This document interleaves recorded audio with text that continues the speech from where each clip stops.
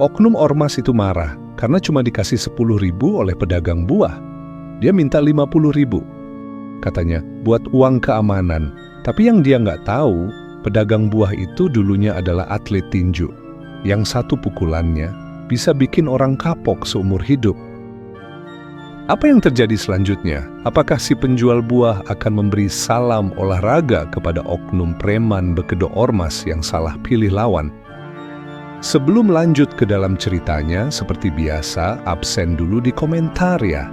Dari daerah mana kamu berasal dan jam berapa kamu nonton video ini? Jika sudah absen, kita langsung saja mulai ke cerita lengkapnya. Nama pria ini Bagas. Dulu, dia dikenal sebagai petinju yang tak kenal ampun di atas ring. Lawan-lawannya banyak yang mundur sebelum bel berbunyi. Tinju Bagas keras, cepat, dan akurat. Banyak kejuaraan lokal dan nasional yang ia menangkan. Tapi semua itu kini tinggal cerita lama. Sudah lebih dari 10 tahun ia pensiun dari dunia tinju. Tidak ada lagi suara sorak penonton, tidak ada lagi lampu terang ring pertandingan. Yang tersisa hanya kenangan dan tubuh yang masih menyimpan kekuatan. Kini, Bagas menjalani hidup yang berbeda. Setiap pagi, ia membuka kios buah di pinggir jalan, sebuah kawasan pasar tradisional. Pekerjaan yang sederhana, tapi bagi Bagas ini adalah pilihan hidup. Ia ingin hidup tenang, tak mau lagi menyakiti siapapun, tak ingin hidupnya berisik. Ia lebih senang melihat buah dagangannya laku daripada harus berurusan dengan adu jotos. Wajah Bagas mungkin sudah tidak dikenal orang. Rambutnya mulai memutih, suaranya pelan, tatapannya datar. Orang-orang di pasar hanya tahu Bagas itu penjual buah yang sopan, tidak banyak bicara, dan jarang ikut campur urusan orang lain. Tapi mereka tidak tahu siapa dia dulu. Tidak tahu sejarah hidupnya yang penuh pukulan, luka, dan medali. Ia tinggal sendiri di rumah kontrakan kecil tidak jauh dari kios. Setiap hari, rutinitasnya selalu sama. Datang pagi-pagi ke kios, menata buah, menunggu pembeli, lalu pulang menjelang sore. Kadang, kalau dagangannya belum habis, dia berkeliling sebentar, menjajakan sisanya. Hidupnya sederhana, tapi cukup. Sesekali ada orang yang merasa aneh melihat pria seusianya masih kuat mengangkat karung buah sendirian. Tapi Bagas hanya tersenyum kecil, tak pernah membanggakan masa lalunya, tak pernah pula membicarakannya. Bagi Bagas, masa lalu biarlah jadi masa lalu. Dia memilih menjadi orang biasa, menjadi warga yang tak ingin banyak masalah. Namun sehidup tenang kadang tak mudah di sebuah lingkungan yang rawan. Di sekitar kiosnya, banyak preman berkedok ormas. Mereka biasa datang meminta uang keamanan. Tidak semua pedagang berani melawan, banyak yang memilih diam dan membayar, termasuk Bagas. Bukan karena takut, tapi karena tak mau ribet. Setiap kali didatangi, ia selalu merogoh uang 10.000 dari saku dan memberikannya, lalu lanjut berjualan seperti biasa. Dia pikir, cukup dengan itu, tidak perlu memperkeruh suasana. Tapi sayangnya, orang-orang seperti itu seringkali tidak pernah puas. Di wilayah tempat Bagas berjualan, suasana pasar memang terlihat biasa saja di pagi hari. Tapi siapa yang tinggal dan berdagang di sana tahu, ada satu hal yang membuat banyak pedagang tidak nyaman. Bukan sepi pembeli, bukan juga mahalnya harga sewa lapak, tapi kehadiran orang-orang yang sering datang membawa nama ormas untuk memalak. Mereka datang berdua, bertiga, kadang lebih. Wajahnya galak, badannya besar, berjaket ormas dengan logo dan atribut yang mencolok. Mereka tidak meminta, mereka menagih. Alasannya, uang keamanan. Kata mereka, agar kios tidak diganggu, dagangan tidak hilang, dan lingkungan pasar tetap aman. Padahal justru mereka sendiri sumber gangguan itu. Sudah jadi rahasia umum. Kalau ada yang menolak, barang dagangannya bisa disabotase, bisa hilang malam-malam. Bahkan ada yang pernah dipukul hanya karena berani membantah. Maka tidak heran banyak pedagang yang akhirnya memilih diam dan membayar, termasuk Bagas. Bagas bukan pengecut, tapi ia tahu hidup tenang kadang butuh kompromi. Selama ini, setiap mereka datang, Bagas selalu menyelipkan uang 10.000 dari laci. Diberikan tanpa banyak bicara. Uang kecil, pikirnya. Asal mereka pergi dan tidak merusak dagangan, itu sudah cukup. Tapi ada satu masalah. Orang serakah tidak pernah puas.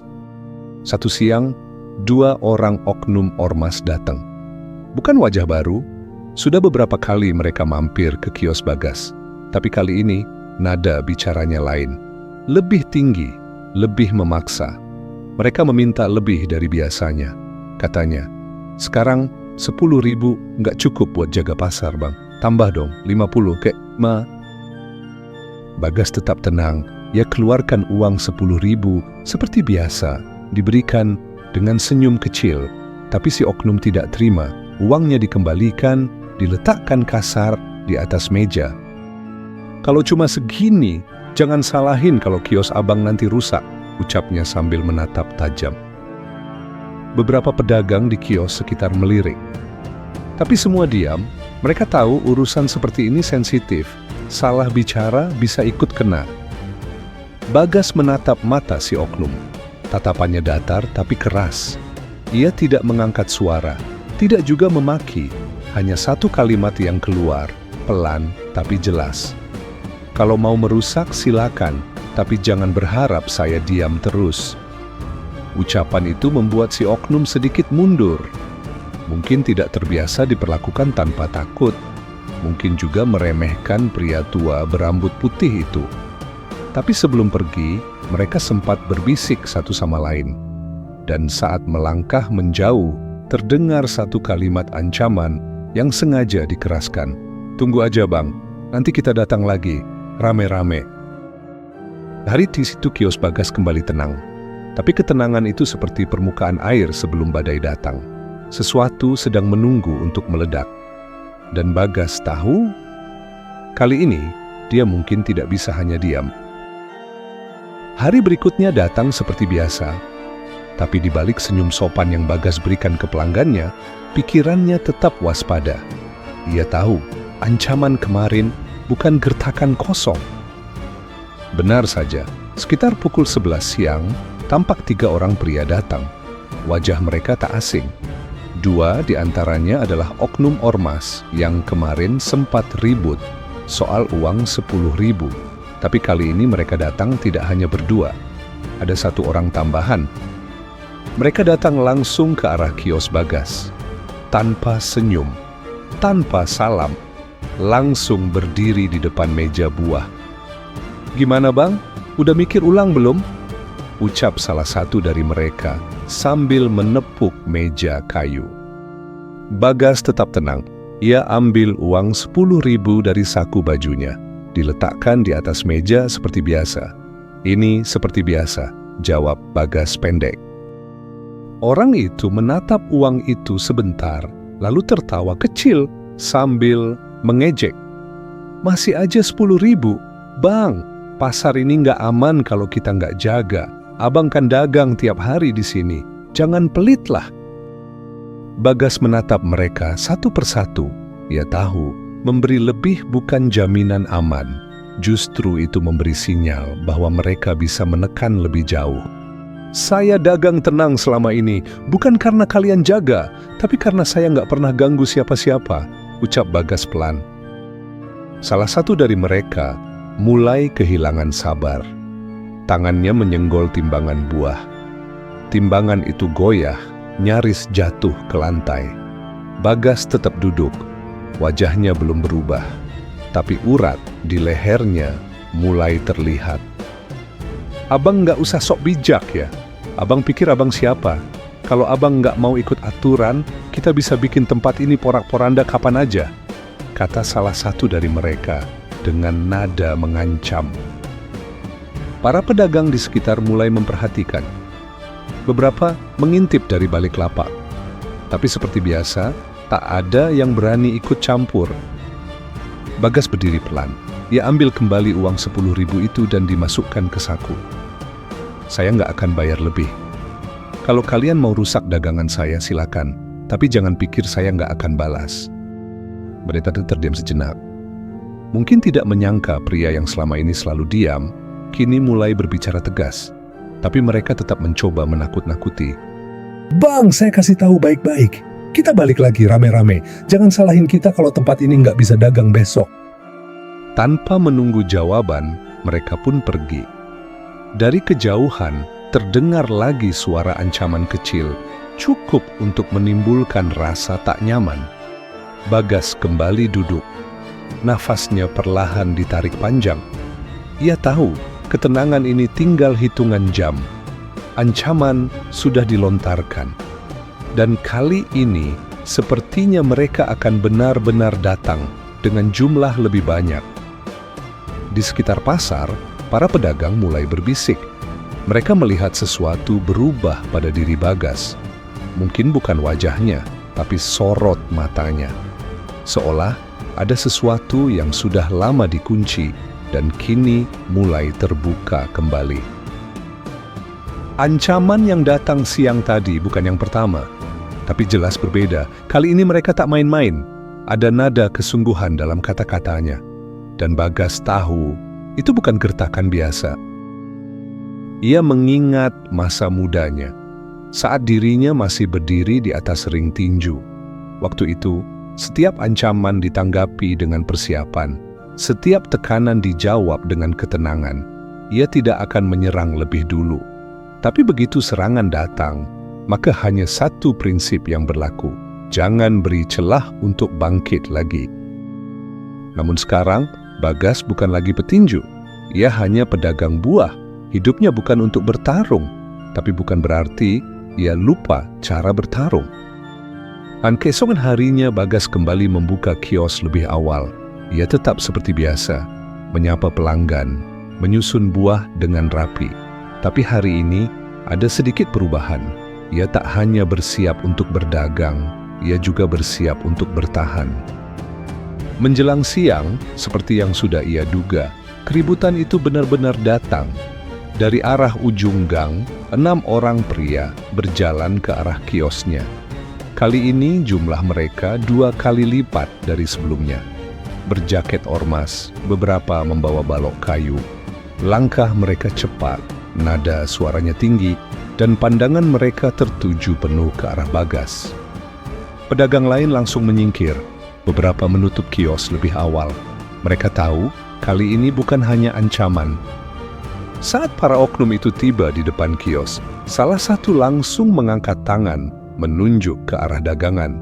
Udah cukup bang, kali ini kita yang atur. Kios ini kita sapu. Daripada langsung bergerak, meja digoyang, keranjang ditendang, pisang dan apel berjatuhan. Tapi Bagas tetap duduk diam. Tatapannya tidak berubah. Tangannya masih menyilang di dada. Ia tidak panik, tidak marah. Ia hanya menunggu saat yang tepat.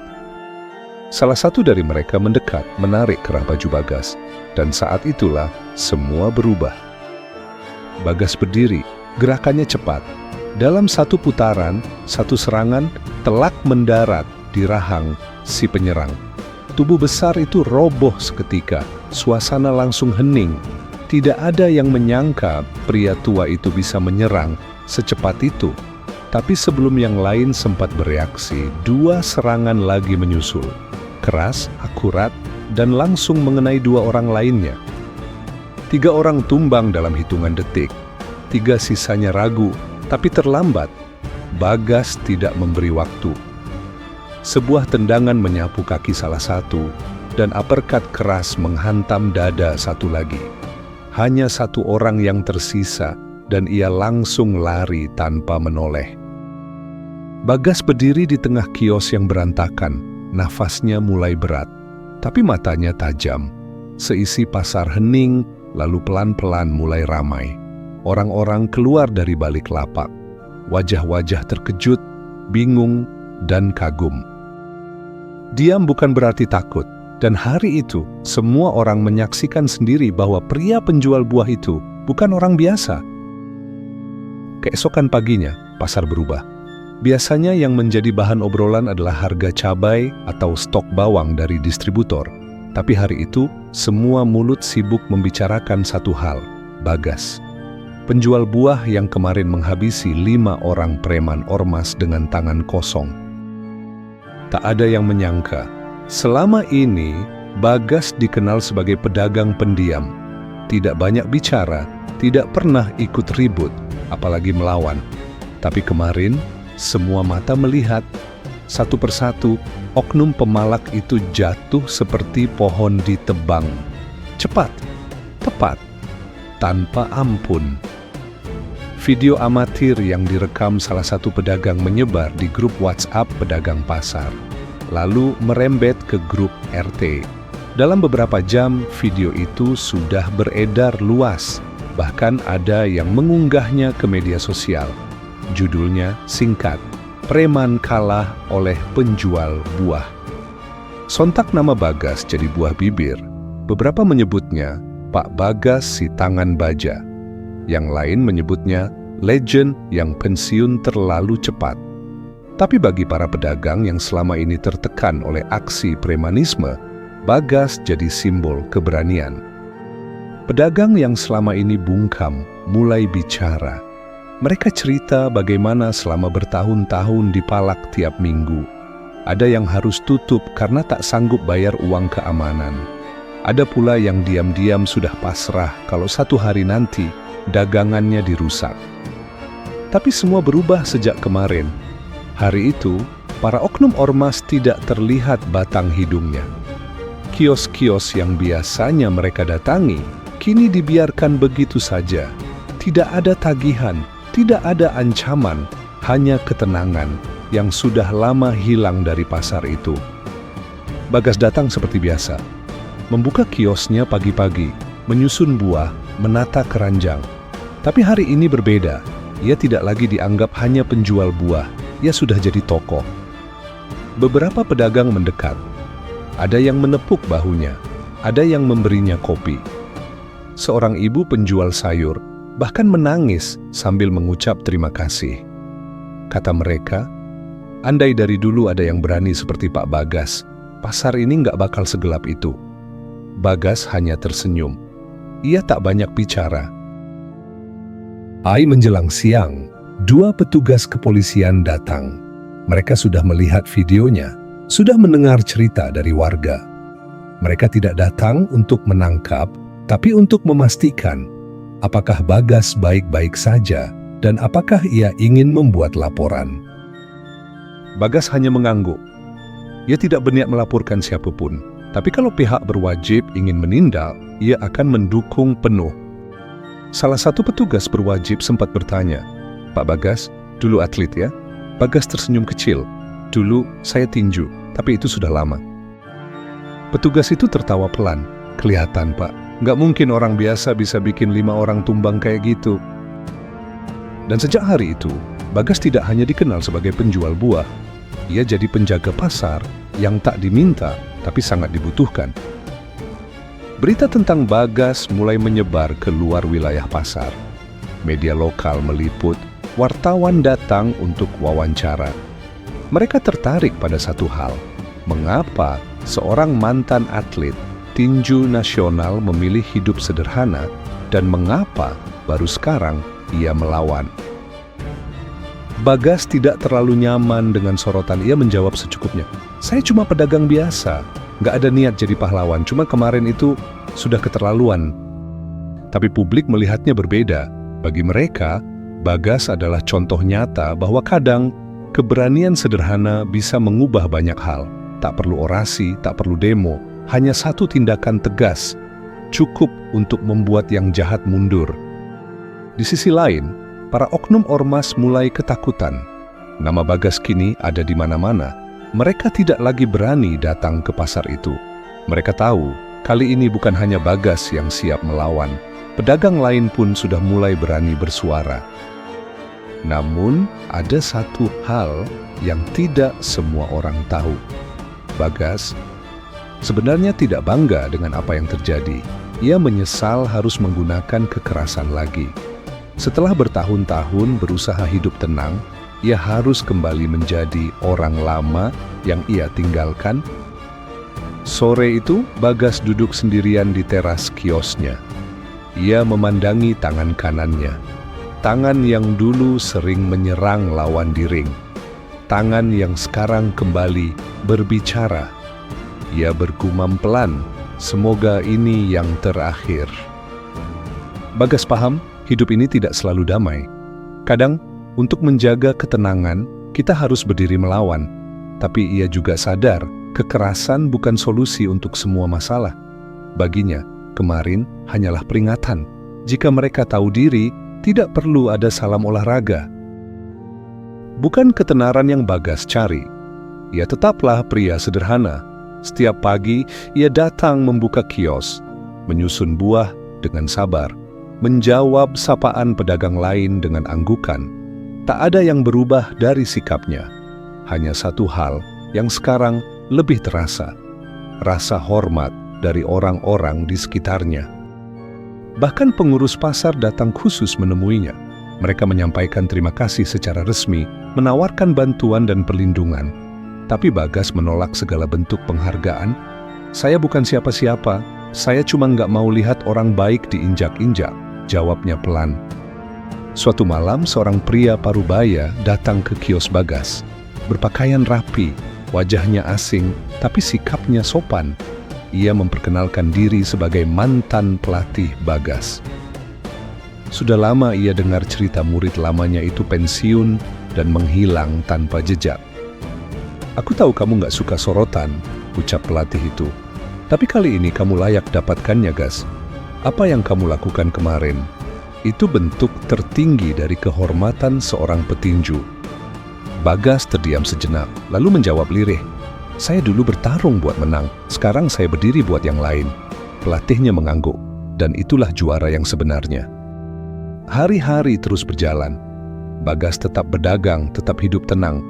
Tapi kini, ia jadi tempat orang mengadu.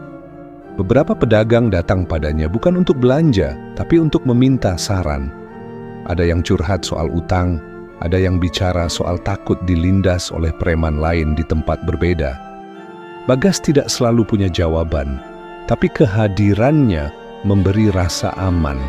Seolah-olah pasar itu sekarang punya penjaga tak resmi.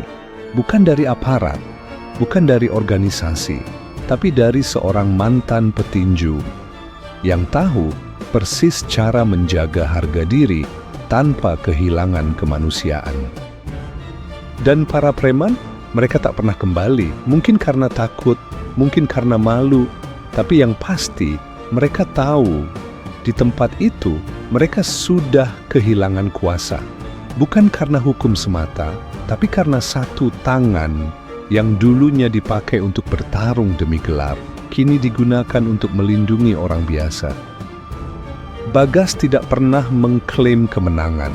Ia tidak menepuk dada, tidak mencari sorotan, tapi di mata para pedagang, ia sudah menjadi legenda. Sebab kehormatan seorang petinju bukan saat ia menang di ring, tapi saat ia memilih berdiri untuk hal yang benar, tanpa harus dipanggil terlebih dulu.